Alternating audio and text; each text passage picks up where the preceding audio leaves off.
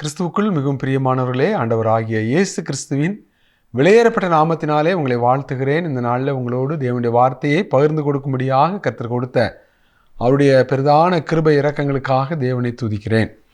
இந்த நாளில் கூட தேவன் அவருடைய பிள்ளைகள் மேலே அவர் எவ்விதமாக சோதனைகளை நடத்துகிறார், நம்மளை ஆண்டு சோதிக்கிறார் அப்படிங்கிறத குறித்து நம்ம ஒரு குறிப்பிட்ட பகுதியை நம்ம பார்க்க போகிறோம். யாத்திராகமம் 16ஆம் அதிகாரத்தில் ஆண்டவர் என்ன விரும்புகிறார் அப்படின்னா, அவருடைய கட்டளைகளின்படி அவருடைய கற்பனைகளின்படி நம்ம நடக்கணும். அதுவும் கட்டாயமாக அல்ல, மனப்பூர்வமாக நம்ம மன விருப்பத்தோடு நாம் ஆண்டவருடைய கற்பனைகளை கை கொள்ள வேண்டும், அவருடைய வழிகளில் நடக்க வேண்டும் என்று ஆண்டவர் விரும்புகிறார். ஆண்டவர் என்ன சொல்கிறாரோ அதை நாம் செய்ய வேண்டும். ஸோ அதை நம்ம விட்டுட்டு நம்முடைய வாழ்க்கையில் நமக்கு என்ன தோணுதோ அல்லது நமக்கு சரியாக தோணுது இந்த மாதிரி காரியங்களை நம்ம ஒருபோதும் நம்ம செய்யாமல் தேவன் என்ன சொன்னாரோ அதை நாம் செய்ய வேண்டும் என்று தேவன் விரும்புகிறார். ஸோ இந்த நாளில் கூட நம்ம இதை எங்கேருந்து நம்ம கற்றுக்கொள்ள இருக்க போகிறோம் அப்படின்னா, யாத்ராகமத்தின் புஸ்தகம் 16ஆம் அதிகாரத்தில் இஸ்ரவேல் ஜனங்களுக்கு மன்னா கொடுக்கப்பட்ட அந்த வனாந்திரத்தினுடைய ஒரு ஆசீர்வாதத்தின் ஒரு ஆகாரத்தை குறித்தும் இஸ்ரவேல் ஜனங்கள் நடந்து கொண்ட விதங்களை குறித்து இந்த நாளில் நம்ம கற்றுக்கொள்ள போகிறோம். கர்த்தர் தாமே இந்த நாளின் செய்தியை உங்களுக்கு அவர் ஆசீர்வாதமாக்கி தருவாராக. நீங்கள் தேவனுடைய அங்கீகாரத்தை பெறுகிற ஒரு ஓட்டத்தை நம்ம உற்சாகமாக ஓடி முடிக்க கர்த்தர் நமக்கு உதவி செய்வாராக. நம்ம வாசிக்கலாம். யாத்ராகமத்தின் புஸ்தகம் 16ஆம் அதிகாரம் 4ஆம் வசனம். யாத்ராகமம் 16ஆம் அதிகாரம் 4ஆம் வசனம். கர்த்தர் மோசேயை நோக்கி, நான் உங்களுக்கு வானத்தில் இருந்து அப்பம் வர்ஷிக்க பண்ணுவேன். ஜனங்கள் போய் ஒவ்வொரு நாளுக்கு வேண்டியதை ஒவ்வொரு நாளிலும் சேர்த்து கொள்ள வேண்டும். அதனால் அவர்கள் என் நியாயப்பிரமாணத்தின்படி நடப்பார்களோ நடக்க மாட்டார்களோ என்று அவர்களை சோதிப்பேன். இஸ்ரவேல் ஜனங்களுடைய வாழ்க்கையில் சில நல்ல காரியங்களும் நல்ல குண பாவங்களும் அவங்களுக்குள்ள இருக்குது, நல்ல குணாதிசயங்கள் இருக்குது. ஆனால் சின்ன ஒரு குறை வந்துட்டு அவங்க தேவை சந்திக்கப்படாமல் போயிட்டு அவங்க எதிர்பார்த்தபடி காரியங்கள் நடக்கலைன்னு சொன்னால், அவங்களுடைய விருப்பங்கள் நிறைவேறவில்லை என்றால் அவர்கள் முறுமுறுக்கிறவர்களாக, மோசைக்கு விரோதமாக கலகம் பண்ணுகிறவர்களாக மாறி போகிறத பார்க்குறோம். நம்முடைய வாழ்க்கையிலும் கூட எல்லாமே பாசிட்டிவாக நடந்துச்சுன்னு சொன்னால் நம்ம சந்தோஷமாக தேவனை துதிச்சிட்டு போகிறது ரொம்ப ஈஸியாக இருக்கும். சில வேளைகளில் தேவன் நம்மை சோதிக்கிறார். அதனாலே நான் அவர்களை சோதிப்பேன், என்னுடைய கற்பனைகளின்படி நடப்பார்களோ நடக்க மாட்டார்களோ என்று அதனாலே நான் அவர்களை சோதிப்பேன் என்று கர்த்தர் சொல்கிறார். கர்த்தர் நம்மளை சோதிக்கிறார், நம்மளை சோதித்து பார்க்குறார். எப்படி ஒரு வெள்ளி குகையிலே அங்கே சோதிக்கப்படுகிறது போல, தங்கம் அங்கே உரசி அங்கே சோதிக்கப்படுகிறது போல, தேவனும் நம்முடைய ஆவிக்குரிய வாழ்க்கையின் தரத்தை சோதித்து அதை அறிய விரும்புகிறார். இப்போ பார்த்தீங்கன்னா ஆகாரம் இல்லை, இறைச்சி இல்லைன்னு சொல்லி ஒரே முறுமுறுப்பு. ஆகவே இது வனாந்திர வாழ்க்கையிலே இஸ்ரவேல் ஜனங்களுடைய தேவைகளை கர்த்தர் சந்திக்கும்படி என்ன செய்கிறார்? வானத்தில் இருந்து உங்களுக்கு நான் அப்பத்தை வர்ஷிக்க பண்ணுவேன், ஆகாரத்தை வர்ஷிக்க பண்ணுவேன். ஸோ நீங்கள் என்ன செய்யணும்? ஒவ்வொரு நாளும் ஒவ்வொருத்தருக்கும் என்ன அளவு தேவையோ அதை நீங்கள் அங்கே போய் சேகரித்து கொள்ளணும்.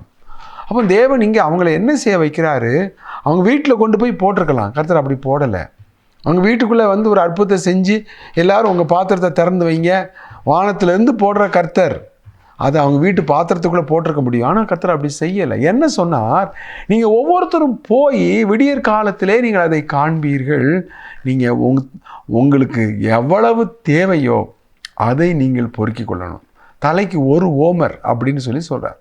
அப்போ இவ்விதமாக ஜனங்கள் தங்களுடைய ஆகாரத்துக்காக தாங்கள் செயல்பட வேண்டும், பிரயாசப்பட வேண்டும், உழைக்க வேண்டும், பிரயாசப்பட்டு அதை பொறுக்கி எடுக்க வேண்டும் என்று தேவன் விரும்புகிறவராய் இருக்கிறார்.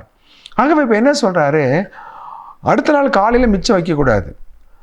ஒவ்வொரு நாளும் என்ன தேவையோ அதை காலையில் போகணும். நீ லேட்டாக போனீன்னா அது போக போக பனி உருகிரும். அந்த பனி உருகிற மாதிரி அந்த மண்ணா உருகிரும். ஸோ ஆகவே அது வெயில் ஏறுறதுக்கு முன்னால் அவர்கள் அதை போய் பொறுக்க வேண்டும். இப்படி சில நிபந்தனைகளோடு செய்கிறார். அப்போ 7ஆம் நாள் வரும்போது நீ என்ன செய்யணும்? 6ஆம் நாளே நீ 2 மடங்காக சேர்த்துக்கிடலாம். மற்ற நாளெல்லாம் அன்னன்னைக்கு என்ன வேணுமோ அதை மட்டும்தான் எடுக்கணும். ஒரு ஓமருக்கு அதிகமாக எடுக்கக்கூடாது. ஒரு படின்னு வச்சுக்கிடுங்களேன், தலைக்கு ஒரு படி அதிகமாக எடுக்கக்கூடாது. 7ஆம் நாளுக்கு முன்னால் என்ன செய்யணும்? 6ஆம் நாளில் 7ஆம் நாள் ஓய்வு நாள், அதில் ஒரு வேலையும் செய்ய வேண்டாம் என்று ஆண்டவர் சொன்னார். ஆகவே தேவன் என்ன செய்தார்? அந்த 6ஆம் நாளில் 2 மடங்கு நாளைக்கு தேவையானதையும் சேர்த்து நீ என்ன செஞ்சுக்கலாம்? பொறுக்கிக்கலாம். இப்படி கர்த்தர் சில கட்டளைகளை சொல்லி ஆண்டவர் அவர்களுக்கு வானத்திலிருந்து மன்னாவை கொடுக்குறார். எல்லாம் ஒரு வஸ்து ஒன்று, சின்ன ஒரு உறைஞ்ச பனிக்கட்டி மாதிரி கிடக்குதே, என்ன ஜவ்வரிசி மாதிரி கிடக்குது, போய் பிறக்கிறாங்க. இது என்ன? மன்னா என்றால் என்ன அர்த்தம்? இது என்ன, இது என்ன? ஆக பொறுக்கிறாங்க. இப்போ இஸ்ரவேல் ஜனங்கள்கிட்ட ஆண்டவர் தெளிவாக சொன்னார், எவ்வளவு வேணுமோ அதை மட்டும்தான் பொறுக்கணும். அங்கே என்ன நடக்கு பாருங்க. யாத்திராகமம் 16ஆம் அதிகாரம் 17ஆம் வசனத்தில் அங்கே அவர் சொல்கிறார், நீங்கள் எல்லாரும் என்ன செய்யணும்? ஒரு குடும்பத்தில் ஒரு நபர் இருந்தால் ஒரு ஆளுக்கு ஒரு உருப்படி, ஒரு ஓமர் அப்படின்னு வச்சுக்கோங்க. ஒரு உருப்படிங்கிறத நம்ம புரிந்து கொள்வதற்கு எதுவாக நம்ம சொல்கிறோம். ஸோ ஒரு ஆளுக்கு ஒரு படி நீங்கள் சேர்த்துக்கிடலான்னு சொல்லி, தலைக்கு ஒரு ஓமர். ஆனால் இவங்க ஜனங்களை என்ன செஞ்சாங்க? வாசிக்கலாம் அந்த 17ஆம் வசனத்தை. இஸ்ரவேல் புத்திரர் அப்படியே செய்து சிலர் மிகுதியாயும் சிலர் கொஞ்சமாயும் சேர்த்தார்கள். இப்போ ஆண்டவர் சொன்னார், ஒரு படி சேரும். சிலர் என்ன செஞ்சாங்க? ரொம்ப ஆக்டிவாக இருக்கிறவங்க, ரொம்ப சுறுசுறுப்பாக வேலை செய்கிறவங்க என்ன செஞ்சாங்க? ஒருத்தர் ஒன்று பிறக்கிறதுக்குள்ள 2, 3, 4ன்னு சொல்லி என்ன செஞ்சாங்க? ஒரு படிக்கு மேலே பிறக்கிட்டாங்க. சிலர் 2 படி கூட பிறக்கிருக்கலாம். சிலர் வெறும் சோம்பேறிகள், எழும்புனது லேட்டு, போனது லேட்டு, பிறக்கிற ஸ்பீடு லேட்டு, ரொம்ப கொஞ்சமாக தான் பிறக்கிறாங்க, ஒரு படி கூட பிறக்கலை, ரொம்ப குறைவாக தான் அவர்கள் அதை பொறுக்கி எடுக்கிறத பார்க்குறோம். இப்போ ஆண்டவர் என்ன சொன்னால், தலைக்கு ஓமர்னு சிலர் மிகுதியாய் சேர்த்தார்கள், சிலர் குறைவாய் சேர்த்தார்கள். 18ஆம் வசனத்தில் என்ன வாசிக்கிறோம்? பின்பு அதை ஓமரால் அளந்தார்கள், மிகுதியாய் சேர்த்தவனுக்கு மீதியானதும் இல்லை, கொஞ்சமாய் சேர்த்தவனுக்கு குறைவானதும் இல்லை, அவரவர் தாங்கள் புசிக்கும் அளவுக்கு தக்கதாக சேர்த்தார்கள். அளந்து பார்க்குறாங்க. என்ன ஆச்சரியம்! அதிகமாக சேர்த்தான் பாருங்க, அவனுக்கும் ஒருபடி தான் இருக்குது. ஐயோ, இவ்வளோதானே, நம்ம ரொம்ப தாமதமாக வந்துட்டோமே, சோம்பேறியாக இருந்துட்டோமே, தூங்கிட்டோமே, இப்படி லேட்டாக வந்து வெயில் ஏறிட்டேன், உருகிட்டேன், ரொம்ப கொஞ்சமாக இருக்கே அப்படின்னு சொல்லி அவன் சரி எவ்வளோ இருக்குன்னு அளந்து பார்ப்போன்னு சொல்லி அளந்தா அவனுக்கும் ஒரு ஓமர் இருக்குது. மிகுதியாய் சேர்த்தவனுக்கு மிகுதியாக இல்லை, குறைவாக சேர்த்தவனுக்கு குறைவாக இல்லை. கர்த்தர் அங்கே ஒரு அற்புதத்தை ஆண்டவர் அங்கே செய்கிறார். சில ஜனங்கள் கீழ்ப்படியாமல் மிகுதியாக சேர்க்குறாங்க, சிலர் கீழ்ப்படியாமல் குறைவாக சேர்க்குறாங்க. ஆனாலும் கர்த்தர் அங்கே சமநிலை பிரமாணத்துக்குள்ளே அவர்களை கொண்டு வருகிறது. அப்படி அவங்களுக்கு என்ன தேவையோ அந்த அளவை ஆண்டவர் அவர்களுக்கு அருளி செய்கிறதை பார்க்கிறோம். இப்போ 2வது இப்போ மோசே சொல்கிறாரு, இப்போ நீங்கள் புறக்கிட்டீங்க, இன்னைக்கு சாயந்தரத்தில் காலி பண்ணிடணும், காலையில் விடியற் காலத்தில் அது மிச்சம் இருக்கக்கூடாது, ஒன்றை நீங்கள் மீதியாக வைக்கக்கூடாது என்று மோசே அவர்களுக்கு கட்டளையிடுகிறார். இப்போ ஜனங்கள் என்ன செய்கிறாங்க பாருங்க, 18ஆம் வசனத்தை வாசிக்கலாம். மோசே அவர்களை நோக்கி, ஒருவனும் விடியற் காலம் மட்டும் அதில் ஒன்றும் வைக்கக்கூடாது என்று அவர்களுக்கு சொல்லியும் மோசேயின் சொல் கேளாமல் சிலர் அதில் விடியற் காலம் மட்டும் கொஞ்சம் மீதியாய் வைத்தார்கள். மோசேயின் சொல் கேளாமல் அப்படின்னு சொல்லி இங்கே போட்டிருக்கு. ஜனங்கள் எப்படி இருப்பாங்க அப்படின்னா, அவங்களுக்கு என்ன தோணுதோ அதை தான் செய்வாங்க. ஒரு படி தான் நீ பிறக்கணும்னு சொன்னால் அதை விட அதிகமாக சேர்க்குறான், சிலர் குறைவாக சேர்க்குறான்.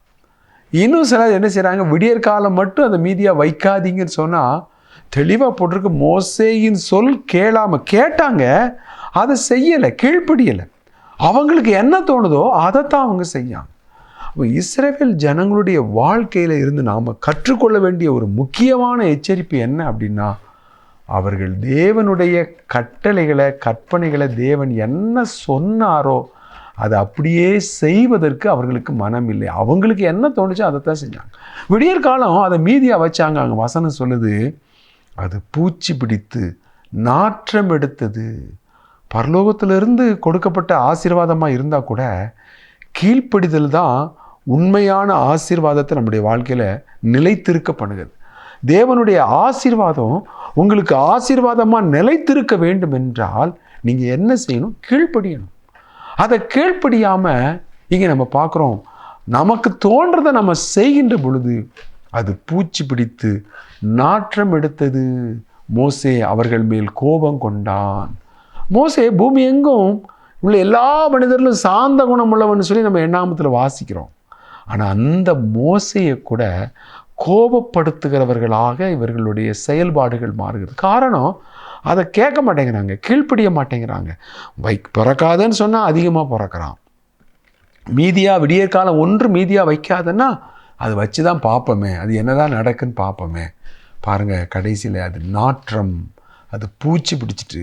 அடுத்து அங்கே வாசிக்கிறோம், என்ன வாசிக்கிறோம்? அது மோசே அவர்கள் மேல் கோபம் கொண்டான். சரி, இப்போ 3வது 6ஆம் நாள் 2 மடங்கு சேர்க்க சொல்கிறார். நாளைக்கு 7ஆம் நாள் ஓய்வு நாள், அதனால் என்ன செய்யக்கூடாது, யாரும் பிறக்கிறதுக்கு போகக்கூடாது, அது அங்கே விழாது, அது வானத்துலேருந்து என்ன செய்யாது, அங்கே தேவன் அருளி செய்ய மாட்டார். ஆகவே நீங்கள் என்ன செய்யுங்க, 6ஆம் நாள் ரெட்டிப்பாக புறக்கிடுங்க, ஒரு படி பிறக்கிறவன் 2 படி புறக்கிடுங்கன்னு சொல்லி. அப்போ இப்போ வாசிக்கிறோம் 23ஆம் வசனம் 24ஆம் வசனத்தில், 6ஆம் நாளில் தலைக்கு 2 ஓமர் விதமாக 2 அத்தனையாய் ஆகாரம் சேர்த்தார்கள். அப்பொழுது சபையின் தலைவர் எல்லாரும் வந்து அதை மோசேக்கு அறிவித்தார்கள். என்ன நினச்சாங்களோ தெரில, மோசே சத்தம் போடுவாரா பயந்துட்டே வந்து சொல்கிறாங்க. தலைவர்கள் வந்து மோசேட்ட சொல்கிறாங்க. மோசே என்ன சொன்னார் தெரியுமா? வாசிக்கலாம், அடுத்த 24ஆம் வசனத்தை. மோசே அவர்களை நோக்கி, கர்த்தர் சொன்னது இதுதான், நாளைக்கு கர்த்தருக்குரிய பரிசுத்த ஓய்வு நாளாகிய ஓய்வு. நீங்கள் சுட வேண்டியதை சுட்டு, வேவிக்க வேண்டியதை வேவித்து, மீதியாக இருக்கிறது எல்லாம் நாளை மட்டும் உங்களுக்காக வைத்து வையுங்கள் என்றான். 6 நாளும் வேலை செய்து உன் கிரியைகளை எல்லாம் நடப்பிப்பாயாக. 7ஆம் நாள் உன் தேவனாகிய கர்த்தருடைய நாள், அது பரிசுத்தமான நாள், அது ஓய்வு நாள். அதில் நீயானாலும் உன் குமாரன், உன் குமாரத்தி, உன் வேலைக்காரன், உன் வாசலில் இருக்கிற அந்நியன், வேலைக்காரி, யாதொரு வேலை, மிருகன் ஜீவன் கூட வேலை செய்ய வேண்டாம்.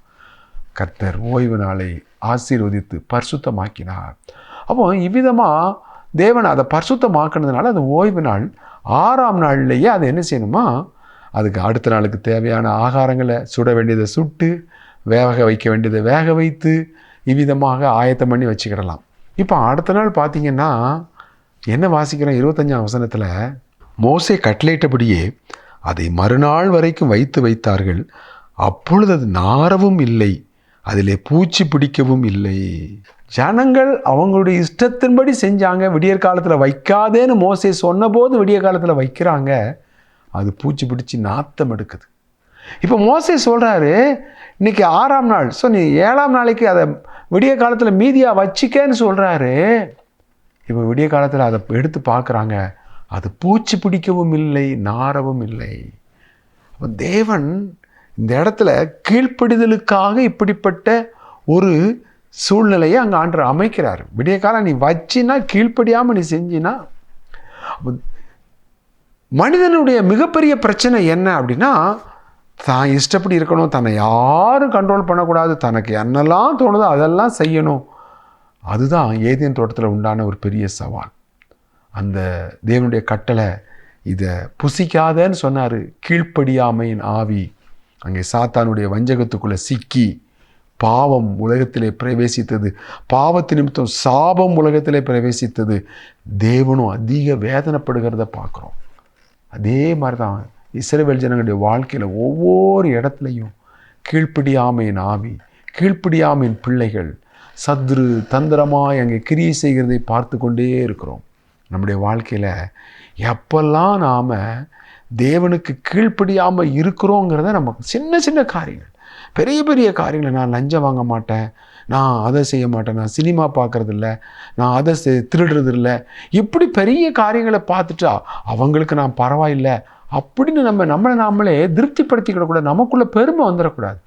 சின்ன சின்ன காரியங்களில் நம்ம எந்த அளவுக்கு உண்மையாக இருக்கிறோம், உண்மையாக இருப்பதற்கு நாம் ஜாக்கிரதையாக இருக்கிறோங்கிறத இந்த நாளில் நமக்கு கீழ்ப்படிதல் தான் நம்முடைய வாழ்க்கையில் தேவன் எதிர்பார்க்கிற உண்மையாக இருக்குது. இப்போ பாருங்கள், அவங்க கர்த்தர் சொன்னால் அதை செய்யணும், கர்த்தர் அதை செய்யாதுன்னு சொன்னார்னா நம்ம அதை செய்யாமல் இருக்கணும். இங்கே பார்த்தீங்கன்னா இப்போ அடுத்து மோசே என்ன சொல்கிறார் பாருங்கள். அப்பொழுது மோசே, அதை இன்றைக்கு புசியுங்கள், இன்று கர்த்தருக்குரிய ஓய்வு நாள், இன்று நீங்கள் அதை வெளியிலே காண மாட்டீர்கள், 6 நாளும் அதை சேர்ப்பீர்களாக, 7ஆம் நாள் ஓய்வு நாளாக இருக்கிறது, அதிலே உண்டாயிராது என்றான். இப்போ 7ஆம் நாள் ஓய்வு நாள்னு சொல்லியிருக்குல்ல, அப்போ வீட்டுக்குள்ளே தானே இருக்கணும். 6 நாள் வச்சு காலையிலே பார்த்தா 2 மடங்கு சேர்த்தாங்க, கெட்டு போகலை, பூச்சி பிடிக்கலை, நாற்றம் எடுக்கலை, ஆசீர்வாதமாக இருக்குது. ஆனால் அப்பவும் பாத்திரத்தை தூக்கிக்கிட்டு பாளையத்துக்கு ஓடுறான் பாருங்கள். 7ஆம் நாளிலே சிலர் அதை சேர்க்க புறப்பட்டார்கள், அதை காணவில்லை. பிரியமானவர்களே, இங்கே அடுத்த பெரிய சவாலை பார்க்குறோம். எவ்வளவுதான் தெளிவாக கட்டளைகள் கொடுக்கப்பட்டாலும், எவ்வளவுதான் தெளிவாக அங்கே போதிக்கப்பட்டாலும் ஜனங்கள் எல்லாரும் அங்கே அதை செய்யலை. சிலர் அதை கீழ்ப்படியலை. சிலர் இடத்துல அந்த கீழ்ப்படியாமையின் ஆவி அங்கே செயல்பட்டு கொண்டு இருக்கிறதையே பார்க்குறோம். 7ஆம் நாளும் அதை சேர்க்கறதுக்காக அவன் புறக்கிட்டு போகிறத பார்க்குறோம். பாருங்கள், இப்போ தான் ஆண்டவர் ரொம்ப வேதனைப்பட்டு சொல்கிறார். 28ஆம் வசனத்தில் கர்த்தர் எவ்வளோ வேதனைப்பட்டு சொல்கிறாருங்கிறத நம்ம பார்க்குறோம். வாசிக்கலாம். 28ஆம் வசனம். அப்பொழுது கர்த்தர் மோசையை நோக்கி, என் கட்டளைகளையும் என் பிரமாணங்களையும் கைக்கொள்ள எந்த மட்டும் மனதில்லாதிருப்பீர்கள். 4ஆம் வசனத்தில் பார்த்தோம், என் நியாயப்பிரமாணத்தின்படி நடப்பார்களோ இல்லையோ என்று சோதிப்பேன்னு சொல்லி தான் கர்த்தர் இந்த மன்னாவை அவங்களுக்கு கொடுத்தார். ஆனால் அந்த சோதனையில் அவர்கள் தோற்று போனதை பார்க்குறேன். எந்த கர்த்தர் 28ஆம் வசனத்துக்கு எந்த மட்டும் என்னுடைய கற்பனைகளின்படி நடப்பதற்கு மனதில்லா இருக்கிறார்கள். அவன் கிறிஸ்தவ வாழ்க்கையில் இருக்கிற ஒரு பெரிய ஒரு ஆபத்து என்ன அப்படின்னா, முழு இருதயத்தோடு நம்ம தேவனை சேவிக்கணும், முழு இருதயத்தோடு நம்ம தேவனை அன்பு கூறணும், முழு இருதயத்தோடு நம்ம அவருக்கு கீழ்ப்படியணும். முழு இருதயங்கிற அந்த வார்த்தை தேவனை எவ்வளவு நேசிக்கிறோம். கீழ்ப்படிதல் எங்கே இருக்குதுன்னா ஆண்டவர் மேலே உள்ள உண்மையான அன்பு. ஆண்டவர் மேலே உண்மையான அன்பு இருந்தால் அப்படி வார்த்தையை நம்ம அசட்டை பண்ண மாட்டோம். ஆண்டவர் மேலே உண்மையான அன்பு இருந்துச்சுன்னு சொன்னால் நம்ம சின்ன சின்ன காரியங்களும் தேவனுக்கு பயப்படுறவங்களா, தேவனுடைய வார்த்தைக்கு நடுங்குகிறவர்களா இருப்பாங்க. அதனால தான் கர்த்தர் சொல்கிறாரு, என் வசனத்துக்கு நடுங்குகிறவனை தான் நான் நோக்கி பார்ப்பேன். என் வசனத்தை அசட்டை பண்ணால் நான் அசட்டை பண்ணுவேன். என் வசனத்துக்கு நீ நடுங்குனா அவனை ஆசீர்வதிப்பேன். அப்போது இன்னைக்கு தேவன் நம்முடைய வாழ்க்கையில் கர்த்தர் நம்மளை சோதிக்கிறார். சின்ன சின்ன காரியங்களை நமக்கு அனுமதித்து அந்த சின்ன காரியங்களை நம்ம உண்மையாக இருக்கிறோமா, இதிலெல்லாம் என்ன இருக்குது, இதெல்லாம் நான் பார்த்துக்கலாம் என்று சொல்லி அதை நாம் அசட்டையாக எளிதாக எடுத்துக்கொள்ளும் பொழுது அது நமக்கு மிகப்பெரிய ஒரு வீழ்ச்சிகளை கொண்டு வந்துடும். பார்த்தீங்கன்னா இஸ்ரவேல் ஜனங்களுடைய வாழ்க்கையில் இந்த வீழ்ச்சி எப்படி ஆரம்பிக்குதுன்னு பார்த்தோன்னா, அவங்க அதை முதல்ல ரொம்ப ஒரு சாதாரணமாக தான் நினச்சாங்க. ஆனால் அது ஒரு சின்ன ஒரு கீழ்ப்படியாமை கடைசியில் அது எப்படி போகுது அப்படின்னா, ஒரு கப்பல் இருக்குது. அந்த கப்பல் இப்போ கிழக்க நோக்கி போகுது அப்படின்னா, அந்த கிழக்க நோக்கி போகும்போது அது ஒரு சின்ன டிகிரி, ஒரு ஸ்மால் ஆங்கிள், அது அந்த கப்பல் தன்னுடைய பாதையை விட்டு விலகுனா அது கொஞ்சம் தூரம் போக போக போக அதனுடைய ஆங்கிள் கூடிக்கிட்டே போகும், அதனுடைய டிகிரி கோணம் கூடிக்கிட்டே போகும். ஒரு குறிப்பிட்டதில் அது செல்ல வேண்டிய இலக்கை அடைவதற்கு பதிலாக அது பாறைகளிலோ பனிப்பாறைகளிலோ அல்லது மோசமான இடங்களில் போய் அது அங்கே மிகப்பெரிய ஒரு விபத்துக்குள்ளாகும் என்பது. அதே மாதிரி இஸ்ரவேல் ஜனங்களுடைய வாழ்க்கையில் அங்கே மோசே சொல்கிறாரு, நீ உனக்கு எவ்வளோ தேவையோ அதை மட்டும்தான் பிறக்கனா 2 மடங்கு பிறக்கிறான். காலையில் மிச்சம் வைக்காதன்னா மீதியாக வைக்கிறான். அதை 7ஆம் நாள் அதை பொறுக்க போகாது அப்படின்னா 7ஆம் நாள் பாத்திரத்தை எடுத்துகிட்டு போகிறான். ஸோ சின்ன சின்ன காரியங்கள்லையும் அவங்க இதிலெல்லாம் என்ன இருக்குது, ஏன் போய் இதெல்லாம். ஆனால் அவனுடைய முடிவு என்ன தெரியுமா, இப்படி சின்ன சின்ன காரியங்களில் இவர்கள் கீழ்ப்படியாமல் போன பொழுது அது தேவனுடைய இருதயத்தை வேதனைப்படுத்துகிறது. ஆண்டுடைய இருதயத்தை அது அங்கே அதிகமான துக்கத்துக்குள்ளே மன வருத்தத்துக்குள்ளே கொண்டு கர்த்தரை வேதனைப்படுத்தி நாம் சந்தோஷமாக இருக்க முடியுமா? கர்த்தரை துக்கப்படுத்தி நாம் ஆசீர்வாதமாக இருக்க முடியுமா? இங்கே பெரிய பெரிய பாவங்களை குறித்து எதுவும் சொல்லப்படலை. ஆனால் சாதாரண நடைமுறை வாழ்க்கையில் இருக்கிற சின்ன சின்ன காரியங்களை தான் சொல்லப்பட்டிருக்கிறது. ஆனால் இந்த சின்ன சின்ன காரியங்களில் உண்மை இல்லாமல் போகும் பொழுது நம்ம அறிந்து கொள்ள வேண்டிய முக்கியமான காரியம், கர்த்தரை வேதனைப்படுத்துகிறோம், கர்த்தரை துக்கப்படுத்துகிறோம், அவருடைய வழிகளில் நம்ம உண்மையாக நடக்கலை, அவருடைய வழிகளில் உற்சாகமாக நடக்கலை, அவரை சொன்னதை மீறி நம்ம செயல்படும் பொழுது ஆண்டவரை துக்கப்படுத்துகிற சத்துரு என்ன சொல்கிறான், அதெல்லாம் ஆண்டவர் சொன்னபடி கேட்காதப்பா, உன் இஷ்டப்படி வாழு, உனக்கு என்ன தோணுதோ அதெல்லாம் செய்யி, அவர் சொன்னபடிலாம் நீ கேட்காத. இதுதான் சாத்தானுடைய தந்திரம், இதுதான் சாத்தானுடைய தாக்குதல். அந்த முடிவு என்ன தெரியுமா? என்னாகமம் 14ஆம் அதிகாரம் 29, 30 வசனங்களுக்கு நம்ம போகும்போது இங்கே என்ன நடக்க பாருங்கள், வாசிக்கலாம். என்னாகமம் 14ஆம் அதிகாரம் 29ஆம் வசனம். இந்த வனாந்திரத்தில் உங்கள் பிரேதங்கள் விழும், உங்கள் 20 வயது முதல் அதற்கு மேற்பட்டவர்களாக எண்ணப்பட்டு உங்கள் தொகைக்கு உட்பட்டவர்களும் எனக்கு விரோதமாய் முறுமுறுத்திருக்கிறவர்களும் ஆகிய அனைவரின் பிரேதங்களும் விழும். எப்னேயின் குமாரன் காலேபும் நூனின் குமாரன் யோசுவாவும் தவிர மற்றவர்களாகிய நீங்கள் நான் உங்களை குடியேற்றுவேன் என்று ஆணையிட்டு கொடுத்த தேசத்தில் பிரவேசிப்பதில்லை. எவ்வளோ வேதனை பார்த்தீங்களா? முறுமுறுப்பு, சின்ன சின்ன காரியங்களில் கீழ்ப்படியாமல் கடைசியில் அங்கே எங்கே கொண்டு போச்சு? சின்ன சின்ன காரியம்தான். அது அப்படியே டீவியேஷன் ஆகி அங்கே வாசிக்கிற உங்கள் பிரேதங்கள் வனாந்திரத்தில் விழும். ஒருவனும் நான் உங்களுக்கு வாக்கு பண்ணின தேசத்தில் நீங்கள் பிரவேசிப்பதில்லை என்று சொல்கிறார். எனக்கு அருமையான தேவனுடைய பிள்ளைகளே, அவர்கள் செங்கடலில் கர்த்தர் 2 பிளக்கும் போது யாத்ராமம் 14ஆம் அதிகாரத்தில் கர்த்தர் அவர்களுக்காக யுத்தம் பண்ணுறார். 15ஆம் அதிகாரத்தில் பார்த்தீங்கன்னா அவர் கர்த்தர் மகிமையாய் வெற்றி சிறந்தார், குதிரை வீரனையும் கடலிலே தள்ளினார், கர்த்தருக்கு ஒப்பானவர் இல்லை, எல்லாம் ரொம்ப அருமையாக துதித்து பாடினாங்க. நாங்கள் ஏலிமுக்கு வந்தபோது அவர்களுக்கு மாறாவிலே தண்ணீர் கசப்பாக இருந்துச்சு. வனாந்திரத்தில் தண்ணி இல்லாமல் 3 நாள் அலைந்து திரிந்தாங்க. அங்கே மாறாவுக்கு வந்தபோது கசப்பான தண்ணீர். கொஞ்சம் யோசித்து பாருங்கள். உடனே முறுமுறுக்கிறாங்க. தங்களுடைய வாழ்க்கையில் இந்த முறுமுறுத்து சின்ன சின்ன காரியங்களிலும் தேவனை சார்ந்து கொள்ளாமல் சகித்து கொள்ளாமல் அவர்கள் கோபமும் எரிச்சலும் கீழ்ப்படியாமையும் வெளிப்படுத்தின பொழுது ஒரு குறிப்பிட்ட காலகட்டம் வந்தபோது கர்த்தர் பொறுத்து பார்க்குறார். ஒரு கட்டத்தில் சொல்கிறாரு, மோசே என்னை விட்டுருப்பா, இந்த ஜனங்களை நான் அழிக்கிறேன், ஒன்றை பெரிய ஜாதி ஆக்குறேன். வேண்டாண்டவரே, நீங்கள் அப்படி சொன்னால் என்ன ஆகும்? கர்த்தர் எகிப்திலிருந்து ஓங்கிய புயத்தாலும் பலத்த கரத்தாலும் அழைச்சிட்டு போனார். ஆனால் அவரால் இந்த ஜனங்களை கொண்டு சேர்க்க முடியலை. ஆகவே வனாந்திரத்திலேயே அவங்கள அழிச்சிட்டாருன்னு கர்த்தர் சொல்லுவார் இல்லையா? மற்ற புறஜாதிகள் ஏளனமாக பேசுவாங்களே, அங்கே எகிப்தியர்கள் ஏளனமாக பேசுவாங்களே, அவங்க நாமும் தூசிக்கப்பட்டுருமே, வேண்டாம் ஆண்டவரே. பாருங்கள், மோசே எவ்வளோ ஒரு தரப்பில் நின்று இந்த ஜனங்களுக்காக ஜெபிக்கிறத பார்க்குறோம். அந்த இடத்துலையும் பொறுமையாக போகிறார், சகிச்சு போகிறார். யோசித்து பாருங்கள், இஸ்ரவேல் ஜனங்களை போல நம்முடைய வாழ்க்கையிலும் கூட எங்கெல்லாம் நம்ம கீழ்ப்படியாமல் இருக்கிறோம், எந்தெந்த இடங்களில் தேவனுடைய கட்டளைகளை கற்பனைகளை எளிதாக எடுக்கிறது, அசட்டையாக எடுக்கிறது, நமக்கு சாதகமாக என்ன தோணுதோ அதை மாத்திரம் செய்கிறது. பிரியமானவர்களே, தேவனுடைய இருதயத்தை வேதனைப்படுத்தி நம்முடைய வாழ்க்கையில் உண்மையான ஆசீர்வாதங்களை பெற முடியாது. அவர்கள் ஆண்டவர் சொன்னார், சங்கீதத்தில் என்ன சொல்கிறார் பாருங்கள், சங்கீதம் 95 சங்கீதம் 10ஆம் வசனத்தில் கர்த்தர் சொல்கிறாரு, 40 வருஷமாக நான் அந்த சந்ததியை நான் சோதித்து பார்த்தேன். 40 வருஷம் அவர்கள் வழுவி போகிற இருதயம், என்னுடைய வழிகளை அறியாதவர்கள். நான் யாரு? நான் எப்படிப்பட்ட தேவன்? நான் என்ன விரும்புகிறேன்? எது எனக்கு பிரியம் என்று என்னை பற்றி அறியாமலே தங்களுடைய வனாந்திர வாழ்க்கையை அவங்க ஓடி முடிச்சிட்டாங்க. அந்த முடிவு என்ன தெரியுமா? அவர்கள் என்னுடைய இளைப்பாறுதலில் பிரவேசிப்பதில்லை என்று என்னுடைய கோபத்திலே ஆணையிட்டேன். அப்போ தேவனுடைய உண்மையான சமாதானமும் சந்தோஷமும் இளைப்பாறுதலாக நம்முடைய வாழ்க்கையில் நம்ம அனுபவிக்கணும்னு சொன்னால் நம்ம சின்ன சின்ன காரியங்களில் தேவனுக்கு பயப்படணும், சின்ன சின்ன காரியங்களில் தேவனுக்கு கீழ்ப்படியணும், ஒரு சின்ன பொய் சொல்கிற காரியங்களை குறித்து பயப்படணும், ஆண்டருக்கு பிரியமில்லாத ஒவ்வொரு சின்ன காரியங்களை குறித்து நம்ம பயப்படணும். இதிலெல்லாம் என்ன இருக்குது?